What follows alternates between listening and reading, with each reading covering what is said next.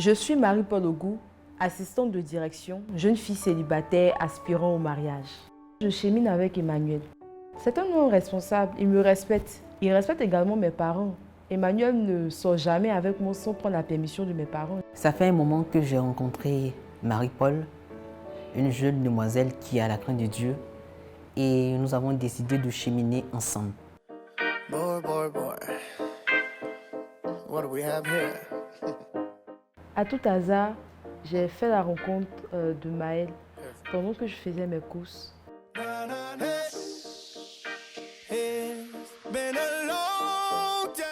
C'est un jeune cadre dynamique.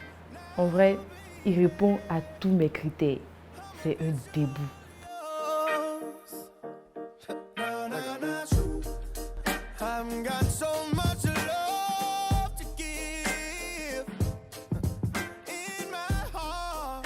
Il est beau, il m'envoie dans des bons restaurants, il est raffiné.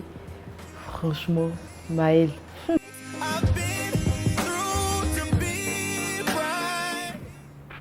Bonjour maman.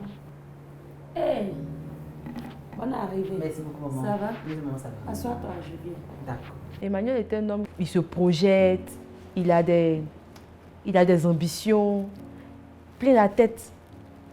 C'est un homme aussi de prière, il prie beaucoup. Mais franchement, moi, j'ai pas besoin de ça actuellement en fait. Depuis un moment, j'ai constaté qu'elle est distante. Je ne comprends pas.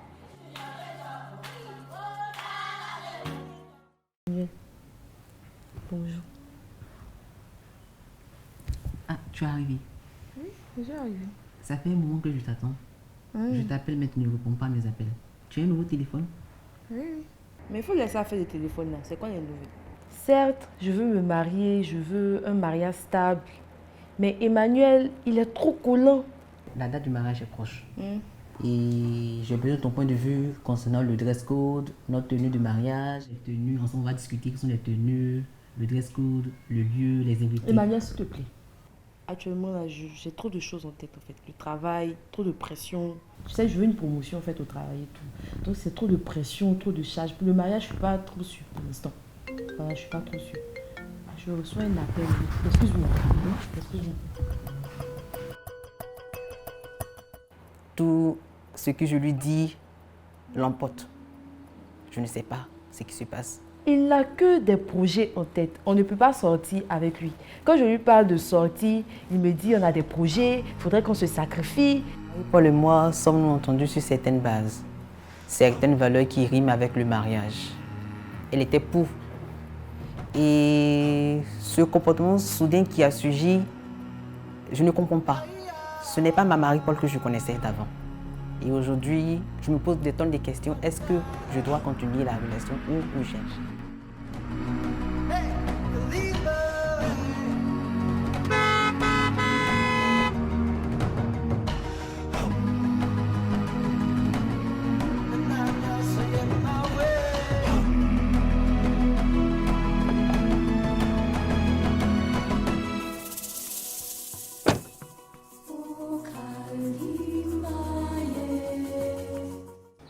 Emmanuel, c'est un bon garçon, un garçon respectueux.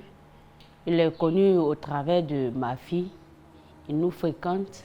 Je le vois seul. Quand même il vient, elle n'est pas là. Et j'ai remarqué qu'il y a un froid entre les deux. Ma fille, qu'est-ce qui se passe avec Emmanuel?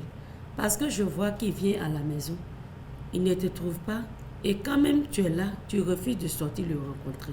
Tu es tout le temps sorti. Quand il t'appelle, tu ne décroches pas. Qu'est-ce qui ne va pas? Maman, il n'y a rien entre Emmanuel et moi actuellement. Il n'y a rien entre Emmanuel et moi. Il n'y a rien et puis tu refuses de le croiser. Ou bien tu me caches quelque chose. Bon, maman, pour dire vrai, j'ai fait la rencontre de quelqu'un. Voilà. Il est vraiment très bien. Il remplit tous mes critères. C'est vraiment un homme exceptionnel, franchement. Il s'appelle Maël. Crains Dieu. Est-ce que tu le connais bien? Maman, il faut laisser faire de je connais bien là. Fais très attention. Le monde d'aujourd'hui est très bizarre. Ne te fie pas aux apparences. Maman, tu t'inquiètes trop. Maman, ne t'inquiète pas, je gère. Ok. Moi, mon souhait aurait été qu'elle chemine encore avec Emmanuel à cause des valeurs il dégage. Il a les valeurs morales. Et là, je me rends compte que ce n'est pas le cas.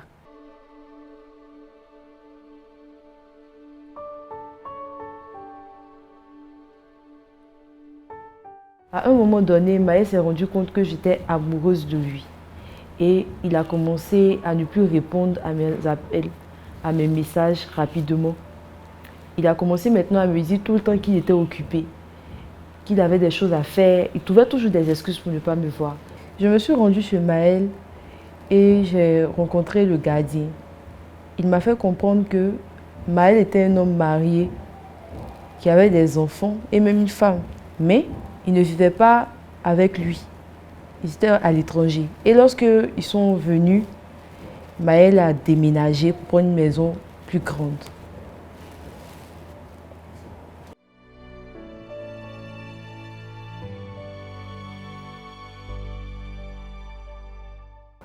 Qu'est-ce qui t'arrive? Qu'est-ce qui ne va pas? Maman, c'est Maël, le jeune homme dont je t'avais parlé la dernière fois. Ça fait un moment que je n'ai pas de ses nouvelles. Je l'appelle, il ne décroche pas. Je lui envoie des messages, il ne répond pas. Carrément, il m'a carrément zappé en fait. Et comme ça, un jour, je suis allée lui faire une visite surprise. Et c'est comme ça que le gardien m'a dit que non, Maël a voyagé. Il allait s'installer avec sa famille. Maël allait s'installer avec sa famille. J'étais étonnée, je ne sais pas ce qui se passe en fait. Et depuis lors, je n'ai pas de ses nouvelles. C'est compliqué, donc moi, je ne sais même pas où mettre la tête.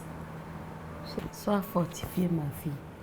Merci. Ça va aller. Je ressens vraiment de la peine pour ma fille parce que la relation qu'elle a entamée depuis un bon moment n'a pas marché parce qu'elle s'est laissée éblouir par une autre personne et je ressens vraiment de la tristesse parce que j'aurais voulu que ça marche entre les deux et ça n'a pas été le cas. Mais le plus important dans la vie, quand on fait des erreurs, c'est de tirer une leçon. On fait tous des erreurs. Ça va aller. Calme-toi, ma fille, ça va aller.